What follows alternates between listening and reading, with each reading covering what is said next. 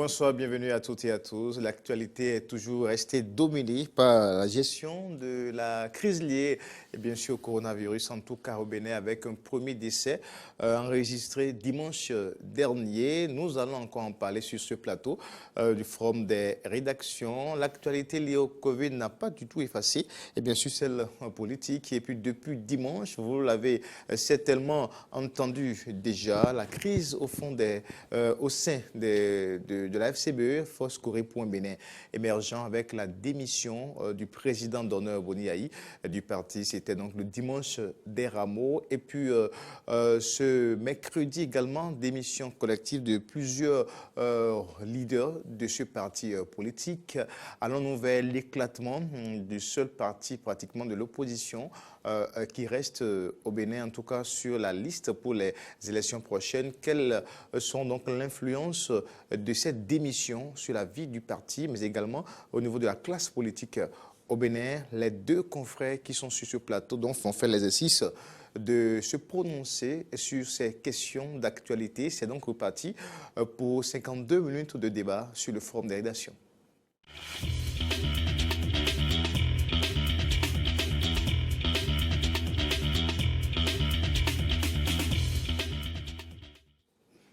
Et pour mener le débat avec nous, deux confrères journalistes ici sur ce plateau de Eden Télévision, Forum des rédactions, Vigile 7 jours du groupe de presse Nord Bénin Info. Oui.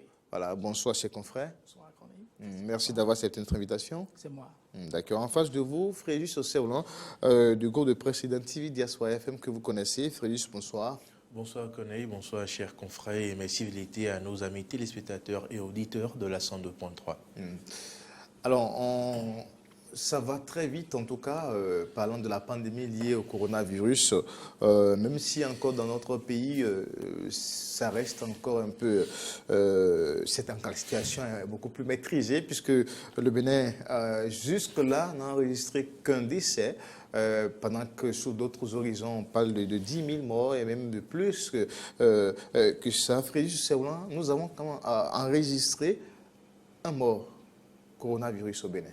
Oui, avant de revenir sur ce mort légèrement, dans votre introduction, vous semblez dire que le Bénin a une meilleure maîtrise de la crise que d'autres pays. Ce n'est pas le cas. Qu'il vous souvienne qu'avant l'éclatement de la pandémie dans les autres pays, en Europe, en France, les pays qui souffrent aujourd'hui, ils n'étaient qu'à 15, 21, 20 cas, comme le Bénin aujourd'hui à 26 cas. Donc, il a fallu seulement quelques jours pour que ces pays grimpent en chiffres et pour qu'on vive aujourd'hui le calvaire que nous vivons. Donc, il ne faut pas trop vite dire que le Bénin maîtrise sa crise.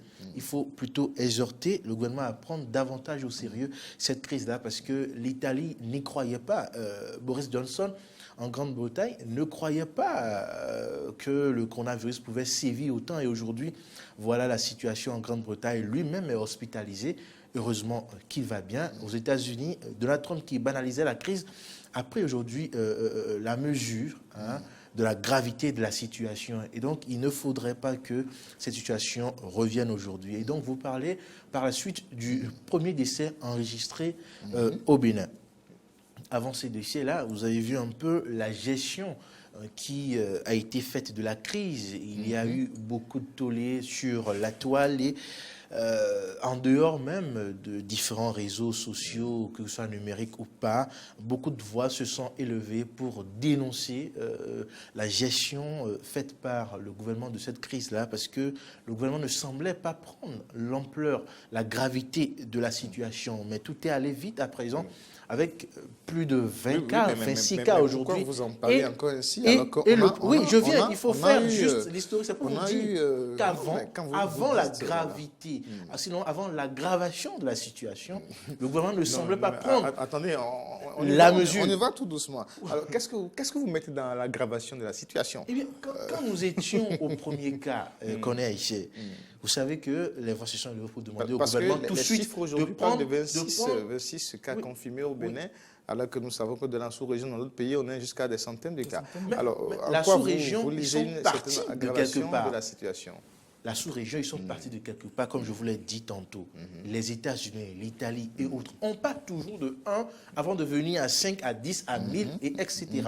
Et donc, je vous l'ai dit, il y a plusieurs jours, quelques semaines, le gouvernement ne semblait pas prendre la mesure de la gravité de la situation. On demandait la fermeture des écoles. Plusieurs établissements ont écrit, mais les 3 ministres de l'Éducation avaient intimé l'ordre à ces établissements de reprendre les classes. On semblait ne pas voir assez de mouvement de la part de notre gouvernement.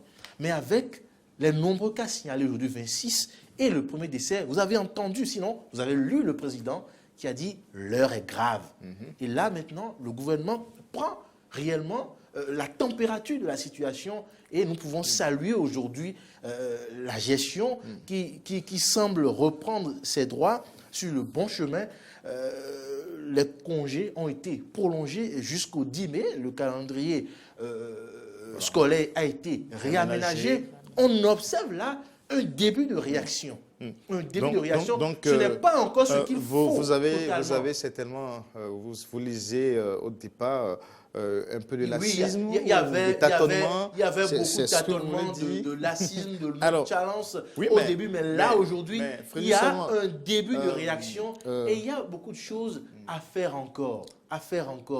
Nous avons dénoncé les numéros verts qui ne marchent pas tout le temps. Vous avez entendu, après le premier cas du décès, vous avez entendu l'audio du médecin qui a traité cette dame-là. Il y a beaucoup de choses qui ne sont pas encore au top. Mais je crois que petit à petit, le gouvernement va reprendre la main et nous aurons droit à des mesures quand même. Je reviendrai à vous tout à l'heure, mais je maintiens encore parce que ma position, c'est vrai que je ne suis pas dans cette position, faire le débat aujourd'hui, mais je maintiens ma position. À l'entame de la crise au Bénin, il y a, je dirais, même une parfaite maîtrise de la situation. Parce que quoi? Vous avez vu des gens qui, à un moment donné, les quarantaines systématiques pour tous les voyageurs qui arrivent dans le pays. Aujourd'hui, on a constaté quand même qu'on était parti de 6 cas.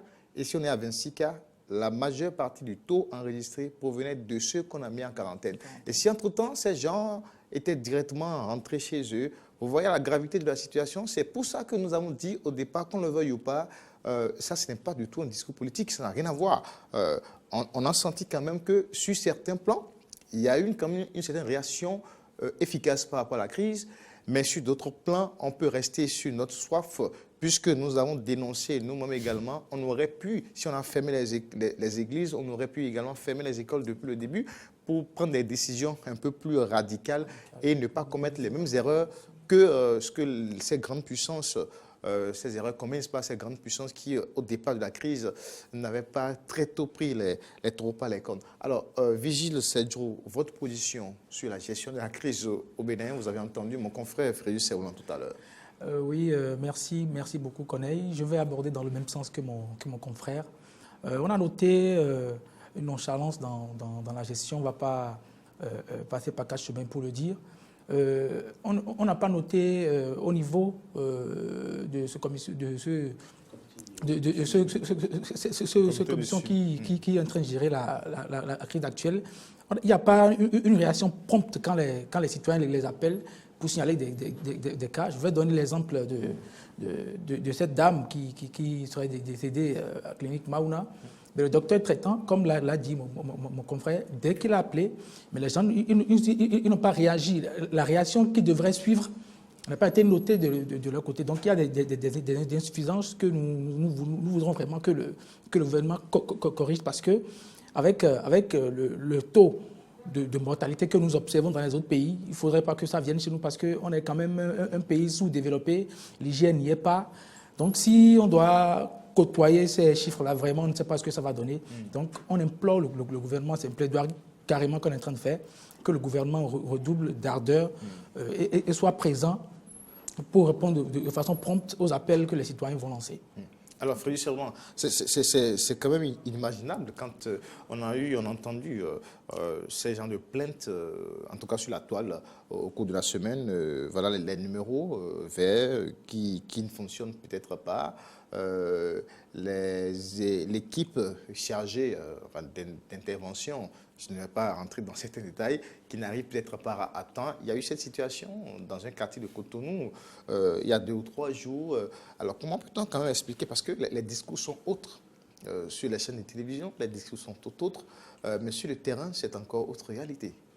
Oui, connaissez, cela n'est pas propre à la situation d'aujourd'hui. Hein.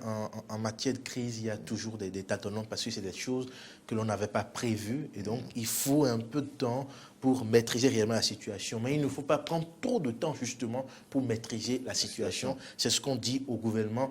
Ils ont droit à commettre quelques erreurs au début, mais il ne faudrait pas persévérer dans les erreurs. Je crois qu'aujourd'hui, ils ont l'oreille un peu plus tendue vers les critiques. C'est ce que je crois. Sinon, au début, on a noté plus de nonchalance et autres. Et comme d'habitude, ce régime nous a habitués à ce système, on a remarqué comme une volonté de cacher l'information, de ne pas communiquer réellement. La rétention de l'information, sinon ce que d'autres appelleraient la normocommunication, qui n'a pas totalement disparu. On a noté un peu cela. Est-ce que c'était pour protéger la population, pour ne pas semer la panique? Je ne sais pas. Mais toujours est-il qu'aujourd'hui, l'information est un peu plus lâchée qu'au début. Parce qu'au début, franchement, plus personne n'y croyait carrément. On disait, mais non, on nous cache des choses, etc. Ce qui était un peu dit dans l'opinion.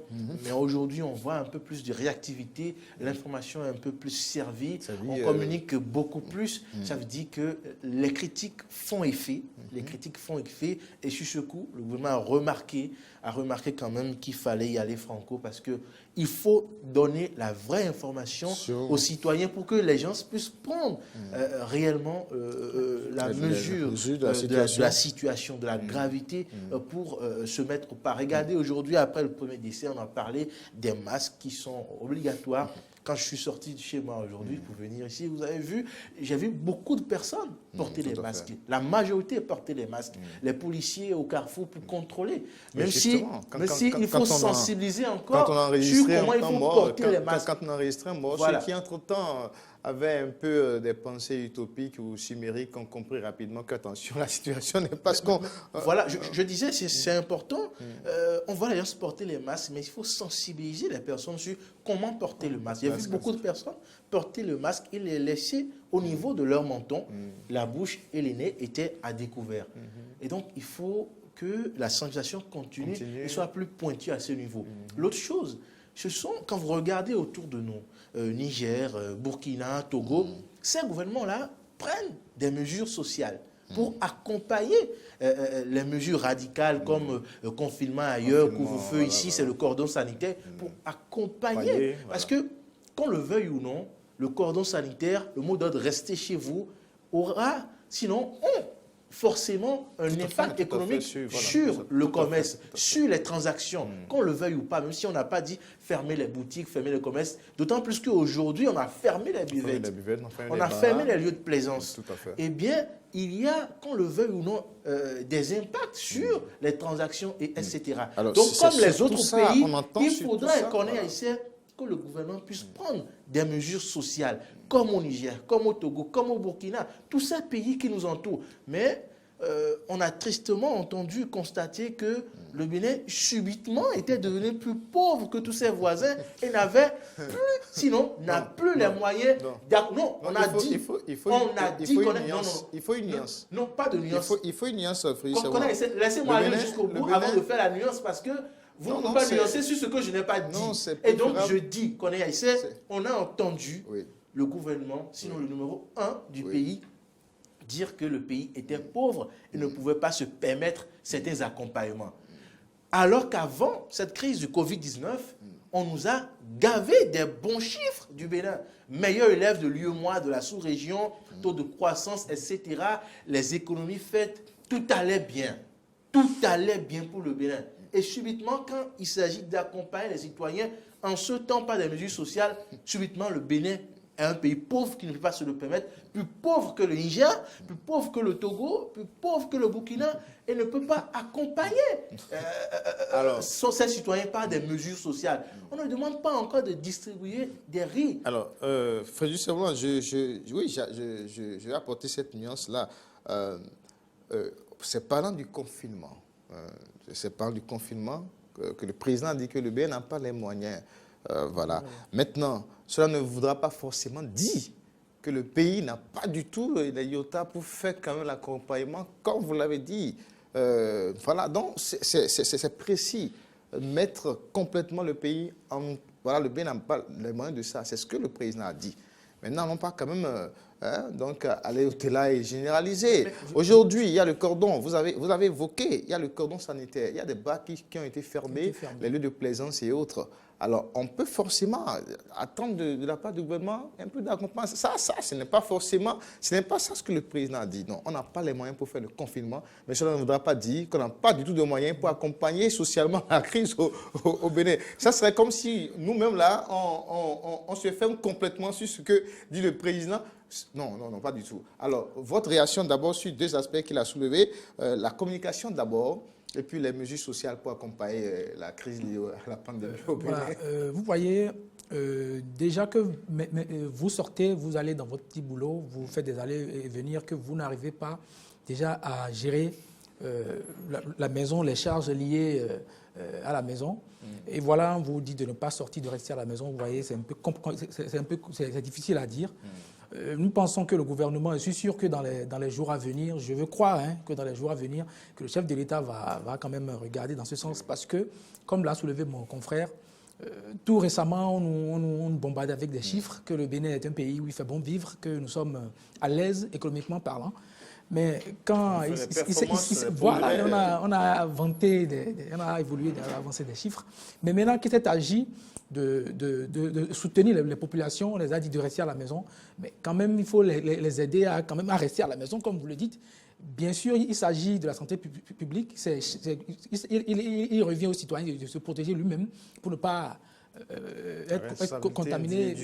Voilà. Mais il faut quand même que le gouvernement nous appuie les populations pour qu'ils puissent vraiment rester à la maison. Parce que si le monsieur ne sort pas, il ne peut pas donner à manger à sa famille. Mais puisque vous lui dites de rester à la maison, les mesures d'accompagnement ne doivent pas normalement manquer pour que le monsieur puisse rester à la maison.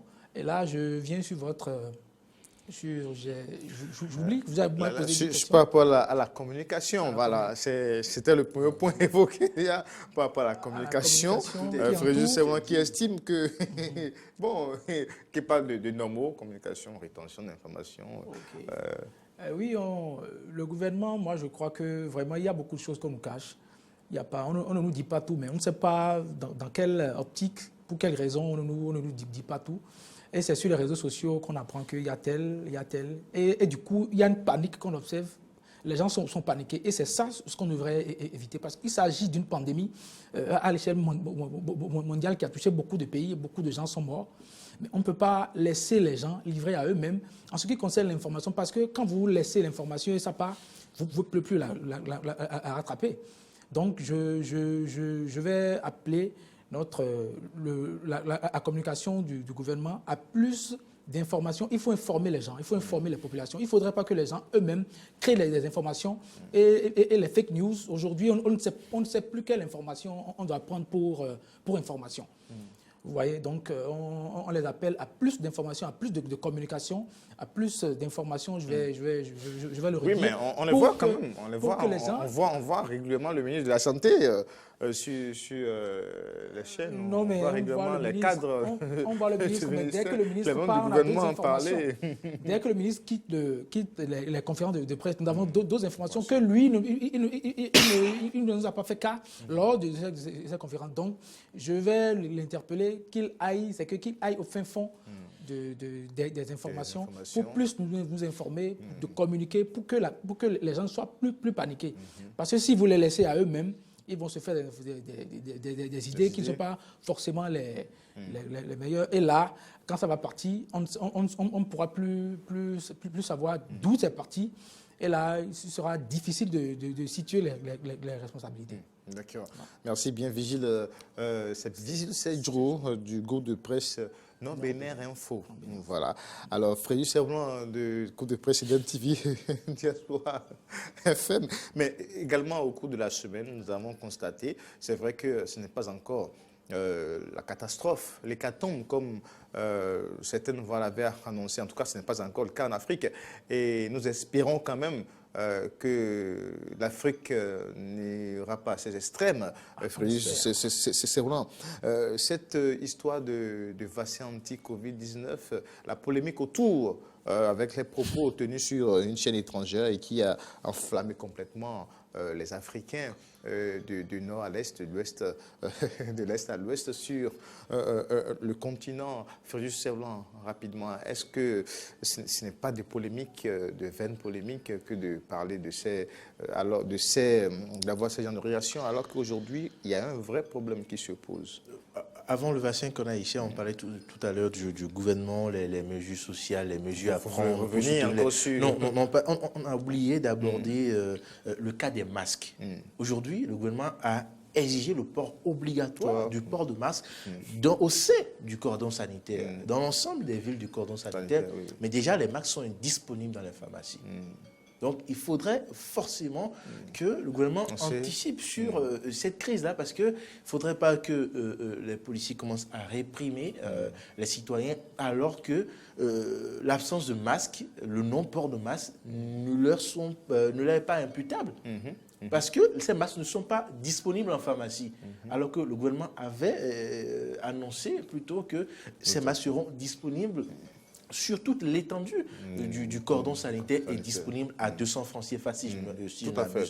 Et aujourd'hui, dans une semaine, dans 2 semaines, dans quelques jours, si les citoyens qui doivent sortir n'ont pas ces masques-là subventionnés, d'autant plus qu'il faut les changer 2 fois ou 3 fois, il paraît. S'ils n'ont pas ces moyens-là, alors qu'ils doivent sortir pour chercher à manger, pour nourrir leur famille, ils seront réprimés ou je ne sais pas quoi. Il faudrait qu'on évite des situations à venir. Il faudrait que le gouvernement s'assure que ces masques soient réellement disponibles sur toute l'étendue du cordon sanitaire. C'est très important. Sur la polémique du vaccin. Alors, pour apporter une preuve, j'ai fait 2 pharmacies il y a 2 ou 3 jours avant donc, de pouvoir en trouver. C'est au niveau de la 3e que j'ai pu me procurer de cela. Mais il y a quand même les masques dans le circuit informel qui sont en vente un peu partout maintenant. C'est un bon marché aussi, c'est d'autres opportunités. Covid-19. Absolument.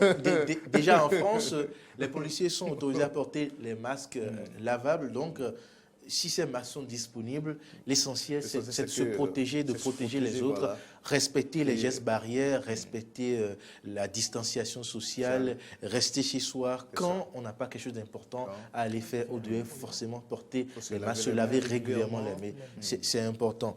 Sur la polémique, cette polémique est née sur la chaîne LCI où 2 chercheurs, un médecin et un chercheur, Jean-Paul Mira et Camille Locht, ont maladroitement comparé l'Afrique à des prostituées, ont maladroitement comparé l'Afrique à un réservoir de cobayes. Il faut le dire. Non, mais il y a une nuance à faire quand même sur cette polémique-là. Déjà, on n'a pas suivi l'intégralité. L'intégralité. Si on avait suivi l'intégralité, cela nous aurait permis un peu de voir que l'Afrique n'est pas le premier choix pour tester les vaccins dont il parlait et que de toute façon, il fallait expérimenter ces vaccins et que si ces vaccins devraient sauver le monde entier, il faudrait que les efforts viennent de partout, d'Afrique, d'Europe et d'Asie, et que si cobaye doit avoir, qu'on doit tester sur des cobayes, il faudrait que ces cobayes-là viennent de partout. Parce que aujourd'hui, si on doit tester ce vaccin sur des cobayes en Europe et qu'après réussite, l'Afrique ne bénéficie que de ce vaccin-là, ce serait un peu dommage. Mais ce qui a condamné quand même dans ces propos... à expérimenter ces vaccins en Afrique?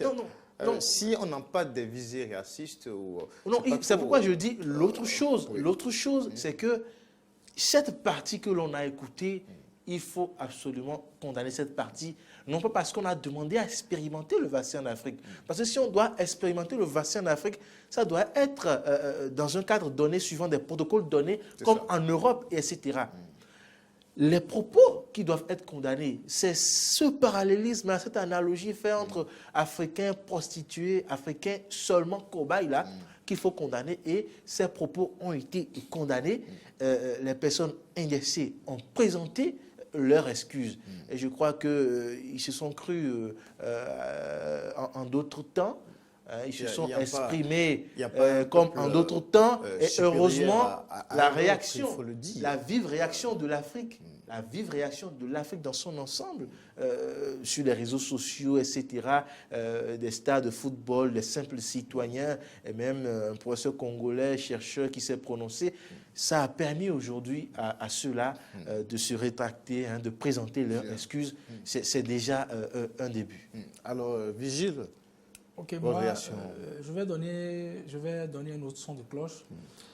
C'est que moi, je me suis dit que ce monsieur, il ironisait. Il ironisait parce que je ne veux pas croire qu'on puisse s'adresser aux Africains en ces thèmes. Ironiser sur un débat aussi important. C'est vrai, on n'a pas suivi le débat dans son intégralité. Mais déjà, moi, je vais dire que si les Européens devraient nous tuer en griffe, ce ne serait pas à ce niveau, je me fais ma petite idée. Vous voyez, est-ce qu'en Afrique, on ne produit pas de vaccins? On n'a jamais produit de vaccins en Afrique. Ah bon, est-ce que ça, je ne sais pas si on en a déjà produit. Les vaccins contre la polio, contre la fièvre jaune, tout vient de l'Europe. Tout ce que nous consommons, on va dans les pharmacies, dans les officines pour acheter des produits. Je crois que tout ça là vient de l'Europe. Mais ce n'est pas pour cette pandémie que les Européens vont nous tuer. Moi, je me suis fait cette idée, des vidéos qui fusent de toutes parts. On dit les Européens veulent nous tuer, ils veulent venir tester. Moi, je crois qu'on doit faire balle à terre.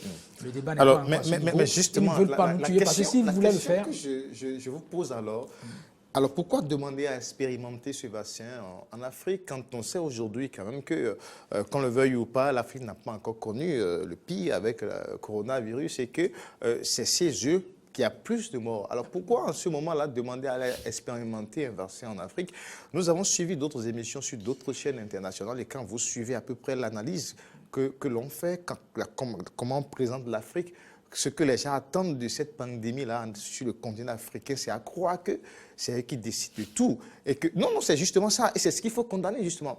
Nous, certes, nous n'avons pas autant de moyens que les autres, mais en Afrique, quand même, nous avons notre tradition, nous avons notre identité, nous avons notre fierté également. Alors pourquoi on s'attend forcément à ce qu'il y ait plus de morts en Afrique, qu'il y ait la catastrophe, alors que vous avez une situation, une pandémie que vous n'arrivez pas à contrôler. Si vous permettez, il ne faudrait pas que l'émotion soit nègre. Très tôt quand le patron de l'OMS, Dr Adhanom Ghebreyesus, a annoncé que cette pandémie pourrait faire des millions de morts en Afrique. Les Africains se sont soulevés pour dire mais qu'est-ce qu'il raconte? Non, feu de Jésus, ça ne arrive pas, etc. Mais ce n'est pas ça. Plus de morts sont attendus en Afrique parce que l'Afrique a un système sanitaire défectueux, à un plateau technique digne du temps oui, je viens connaître ici. L'Italie a dépassé là-bas. Nous n'avons pas un bon plateau technique. Et aujourd'hui, en Afrique, oui, mais laissez-moi aller au bout pour comprendre. Si l'Italie, si l'Europe, si les États-Unis qui ont un meilleur système sanitaire que nous, s'ils souffrent à ce point-là, vous l'avez dit hors émission tout à l'heure, si ces pays-là souffrent à ce point, quand l'Afrique va atteindre son pic, quand il y aura, par exemple, je ne le souhaite pas, à Cotonou, 500 personnes à mettre sous respirateur artificiel. Est-ce que nous en avons 20? Ce n'est pas possible. Et donc, il faut prendre cela en compte. Et de savoir que nous faisons. En Afrique, il y a d'autres réalités. C'est ça justement. C'est ça justement. C'est notre identité. Si aujourd'hui, dans la simple ville de Cotonou, il y a 500 personnes à mettre sous respirateur artificiel, est-ce que nous sommes capables de le faire? Non, c'est la question. Non. Et donc, c'est pour ça qu'il faut, je crois qu'il faut prendre en compte l'alerte. Ce n'est pas forcément quand l'OMS... Non, il faut qu'on dise très tôt sur quoi nous attendons. Aujourd'hui, les réalités sont là. Ne nous voilons pas la face. Nous sommes à combien de contaminations? Il n'y a pas de fierté. Il n'y aura pas la catastrophe. Quand dans un CHU au Bénin ou en Afrique, on n'a pas l'échographie disponible, vous voyez que l'hécatombe est là, que le drame est à côté. Alors, frère, je suis pas forcément qu'ils sont en train de programmer notre mort. Je ne suis pas d'accord avec vous. Mais vous et je le dis, non, je ne suis pas d'accord avec vous, je le dis. Parce que vous avez une pandémie qui fait des milliers de morts en Europe, et on laisse l'Europe, et on commence déjà pas à dire aux Africains, le pire va arriver en Afrique. Attendez, mais on veut nous suivez les deux. C'est ça que je refuse. J'ai suivi le docteur. Tout le monde sait. Tout le monde sait la fragilité de notre système sanitaire en Afrique. Tout le monde le sait. Alors, vous ne pouvez pas prendre un bout de phrase pour la juger. Ce n'est pas un bout de phrase. Nous avons suivi la presse internationale et nous savons ce qui a été dit du continent africain. Alors que vous avez le problème chez vous et que vous n'arrivez pas à maîtriser, vous laissez ce que vous avez comme problème. Le bout de phrase du docteur Adanon qui a été publié sur les réseaux sociaux disait que l'Afrique devait s'attendre. Je viens, s'il vous plaît. Oui, je sais que... Le docteur Adanon qui a été publié sur les réseaux sociaux disait que l'Afrique devait s'attendre à des millions de morts. Mais quand j'ai suivi l'intégralité ce matin d'Eden sur Eden TV, il s'est expliqué qu'il faut que le G20, qu'il faut que les pays développés aide absolument l'Afrique à ne pas subir des millions de morts. Parce que si rien n'est fait pour l'Afrique qui a un système sanitaire défectueux, le nombre de morts ici sera dramatique. Et même si les pays du Nord arrivaient à régler le problème de la pandémie, grâce à la migration, les pays du Nord seront encore contaminés par ceux qui quitteront ici. Alors, oui, je suis aux réactions. Enlever cette fierté-là. Nous avons un système sanitaire défectueux, inexistant.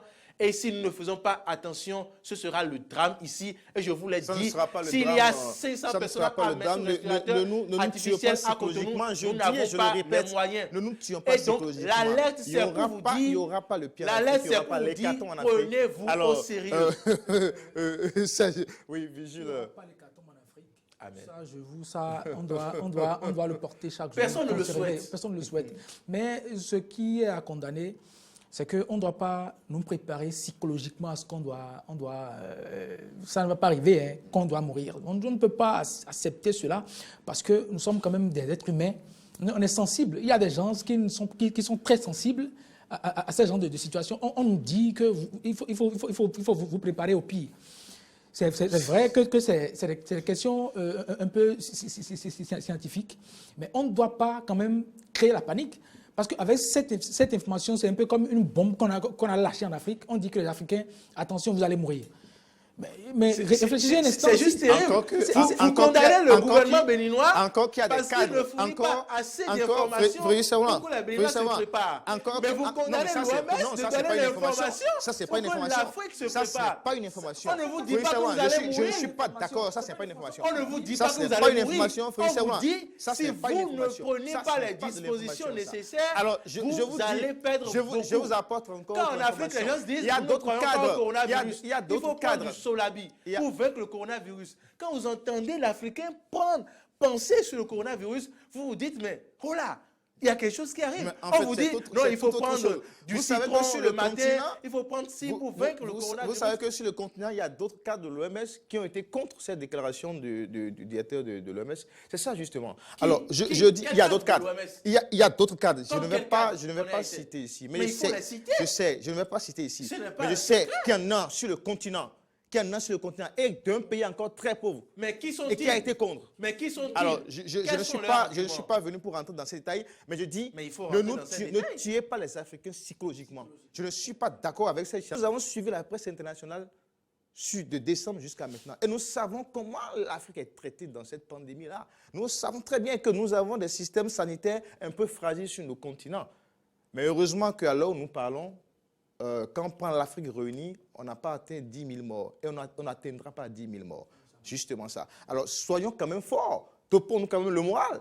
Et respectons les mesures de sécurité, les mesures de prévention pour pouvoir écarter et puis ne pas rentrer dans ces polémiques. Je préfère dire ça ici, sur ce plateau, que les gens se topent moralement, voilà, plutôt que d'être... d'être déjà mort avant même que le coronavirus n'atteigne. Alors, nous allons passer carrément, rapidement, à d'autres sujets. Le vaccin, on n'a pas clôturé totalement. La première sur le vaccin. Est-ce que, quand le vaccin sera totalement expérimenté en Europe et que les résultats seront concluants, est-ce que vous trouvez juste qu'on envoie ce vaccin simplement aux Africains pour qu'ils l'utilisent? Quand vous dites qu'il ne faut pas faire les essais cliniques en Afrique. Non, personne n'a dit qu'il ne faut pas faire les essais cliniques en Afrique. Alors, parce que là, c'est... Tout le monde entier. Voilà, c'est pourquoi je vous dis... C'est pourquoi je vous dis qu'il fallait écouter l'intégralité de la vidéo. Non, attendez, parce que cette pandémie-là... Il ne faut pas rentrer dans cette considération. Je ne suis pas d'accord avec vous. Alors, il s'agit de deux cadres. Le monde entier. Et s'il doit y avoir des essais cliniques pour sauver le monde, voilà, justement, les cobayes doivent venir de tout le monde entier. Il y a l'Organisation mondiale de la santé qui décide.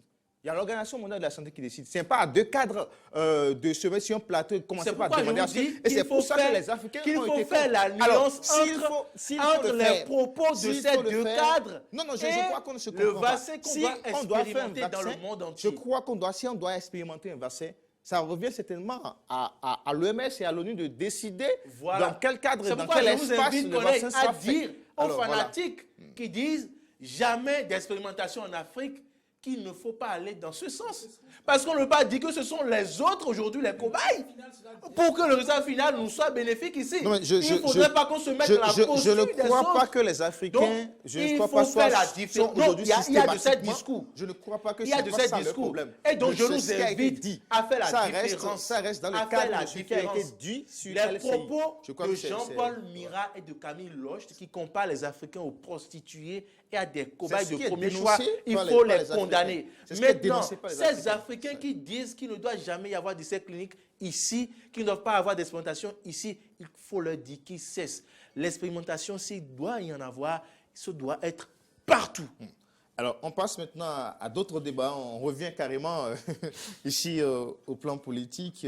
Depuis dimanche, oui, ça bouge beaucoup au sein des Forces Kouri, en tout cas au sein du parti Forces Kouri pour un Bénin émergent, démission du président d'honneur du parti et puis démission collective de plusieurs leaders également du parti FCBE.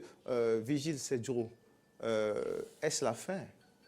Bon, c'est la grosse question qui est soulevée aujourd'hui. Est-ce que c'est le glas de ce parti politique qui est en train de sonner? Vous voyez, je vais aborder dans deux sens.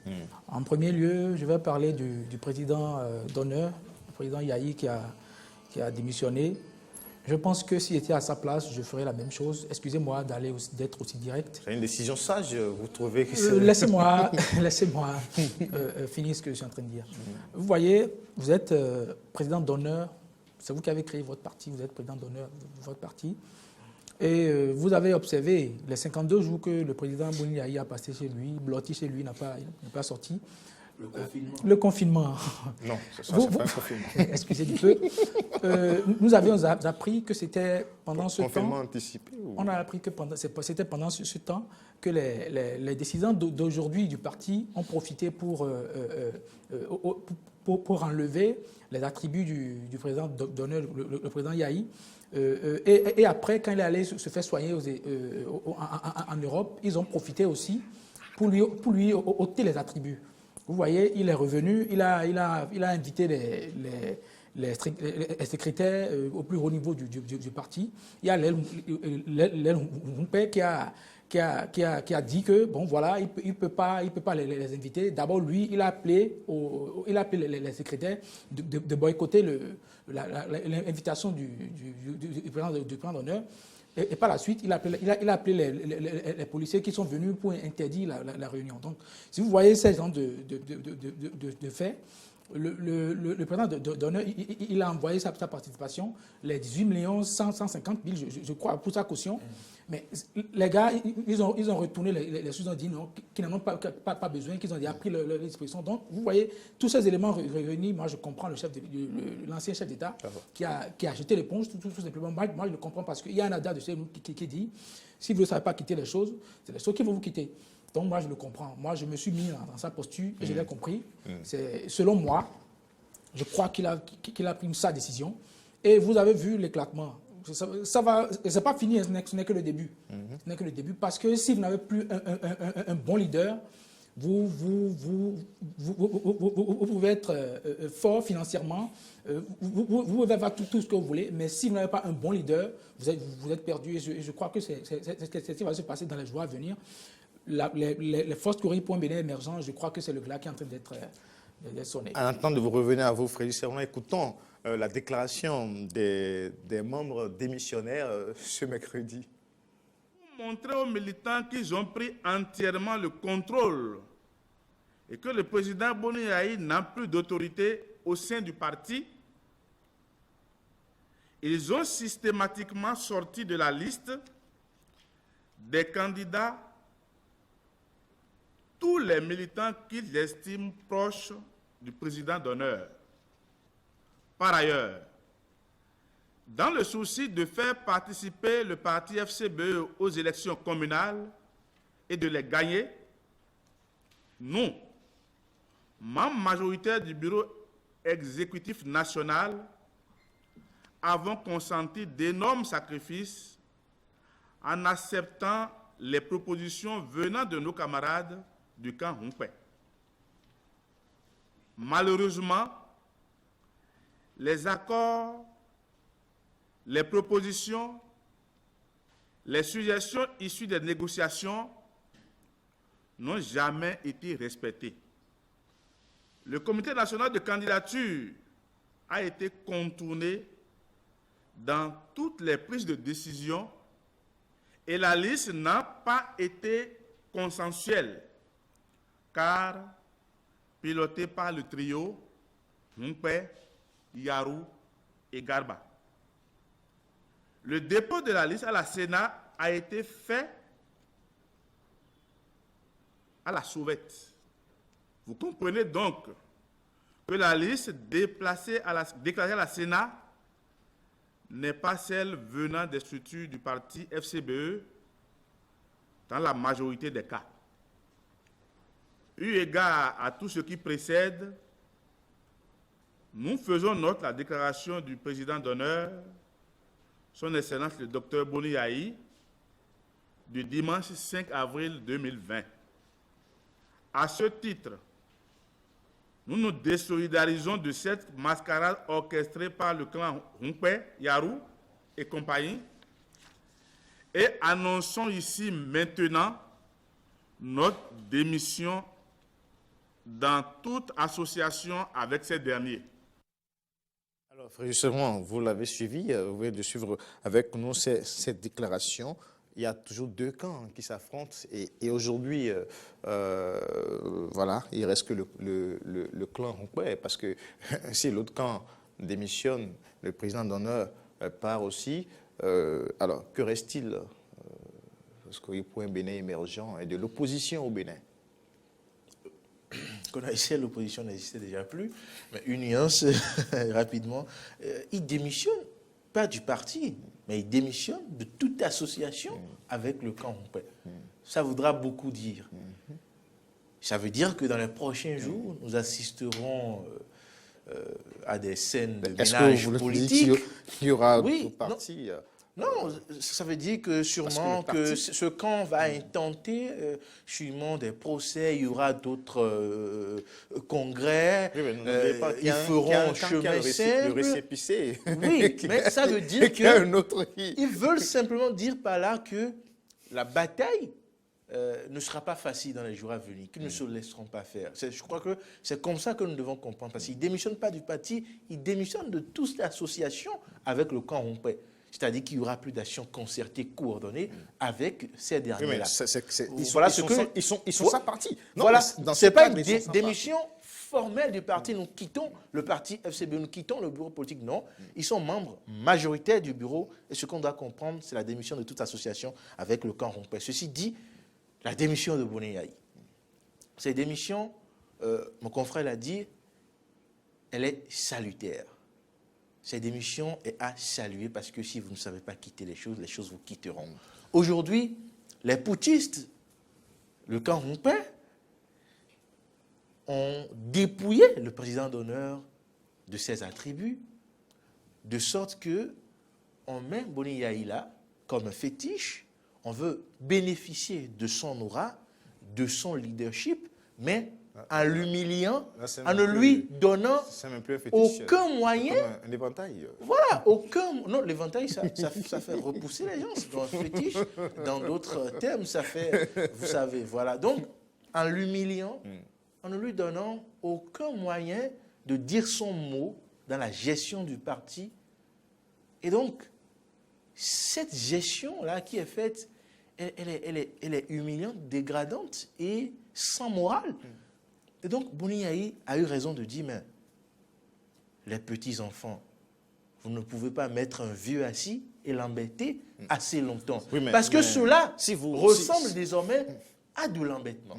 À de l'embêtement. Celui qui vous a fabriqué, celui qui a fait de vous ce que vous êtes, l'humilier jusqu'à ce point pour des intérêts inavoués parce que vous avez été ligoté à certains endroits, cela est indigne. Ligoté par qui? Je ne saurais le dire. Mais déjà la première erreur, le premier congrès connu de tous pour la FCBE, c'est le congrès de Parakou. Et puis après, il y a une autre congrès. Et quand et comment Rompé a été fait secrétaire exécutif national. Alors là, il faudrait que Kama Ouassangari, heureusement, a envoyé un espoir du ciel avec ces questions à Rompé. Nous attendons ces réponses. Il faudrait aller en justice pour que le faux soit durement sanctionné.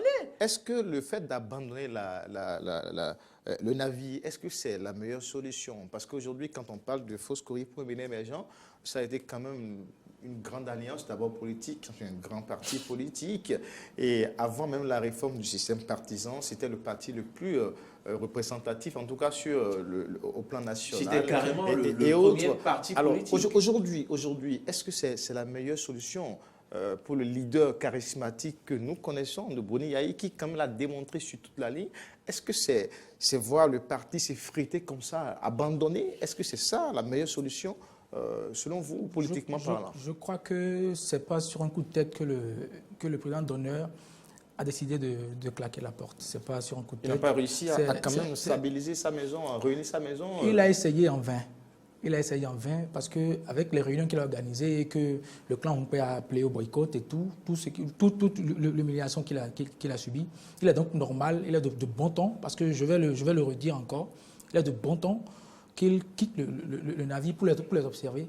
Parce qu'après tout, c'est un patriarche politique. On ne va pas étaler ça ici. Bon, mais il est quand même véridique de le dire et de ne pas mâcher les mots.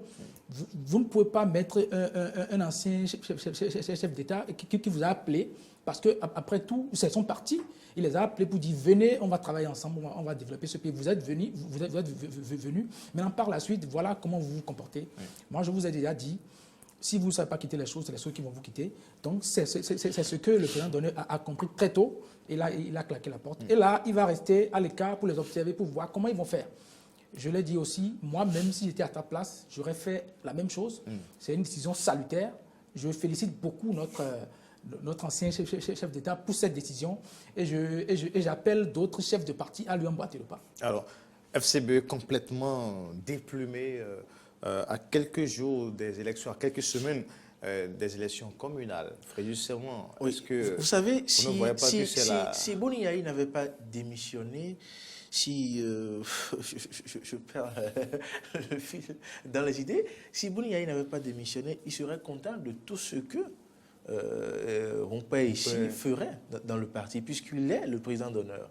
Et c'est ici et ailleurs que nous allons encore le condamner. C'est un qu'on dit qu'il joue que tant Boni Yayi désormais. Voilà. Parce que déjà quand vous suivez M. Adjovi et les autres membres du camp Boni Yayi, la liste qui a été déposée à la Sénat, ce n'est pas la liste retenue par les différentes structures à la base des fausses courriers pour un Bénin émergent. Ce qui veut dire qu'à la dernière minute, si on fait justement Paul Rompé et ECHO et consorts ont modifié cette liste à la dernière minute et ont éliminé de cette liste-là toutes les personnes qui seraient proches de Boni Yayi. C'est vrai qu'on entend aussi d'avoir la version de Paul Rompé et des autres là. Voilà. Mais selon leur version, voilà ce qui s'est passé. Mais déjà, vous pouvez consulter la liste des FCBE, c'est déjà disponible en version numérique. Vous allez voir les positionnements et comprendre beaucoup de choses. Et donc, il n'est pas tolérable que l'humiliation soit poussée aussi loin. Dans ces conditions, comment voyez-vous le comportement du parti aux prochaines élections? Boni Yayi est un peu coupable de ce qui se passe. Quand vous avez été au pouvoir et que vous avez fait la promotion de certaines personnes qui ne méritaient pas, qui n'avaient pas la compétence, vous voyez, ce sont ces personnes qui aujourd'hui, qui se retournent contre vous, parce qu'en son temps, vous n'avez pas jugé utile de retenir ceux qui avaient la qualité, ceux qui étaient vraiment méritants. Vous avez pris des gens par-ci, par-là. Voilà, ils vous montrent aujourd'hui qu'ils ne sont ni leaders, ni fidèles, ni compétents, qui sont seulement là à recevoir les premiers grains pour péter votre parti. Eh bien, comment j'imagine le FCBE lors de ces communales-là? J'imagine que le FCBE n'auront rien à ces communales-là parce que, clairement, l'opposition ne s'identifie plus en ce parti Foscori Bénin émergent. Parce que les militants ne s'identifient plus en ce parti parce que ça, la démission a été claire. Les FCBE s'apparentent désormais au troisième pôle du président de la République. Et donc, après UP, BR et FCBE, à FP et BR s'ajoute FCBE comme troisième pôle autour du chef de l'État. Donc, l'opposition ne va plus parce que quand il s'agit des mouvanciers, ils sont déjà suffisamment occupés chez le Bloc républicain et l'Union progressiste. Et donc, ne demandez pas aux gens de la mouvance d'aller voter pour les Foscori Bénin émergents.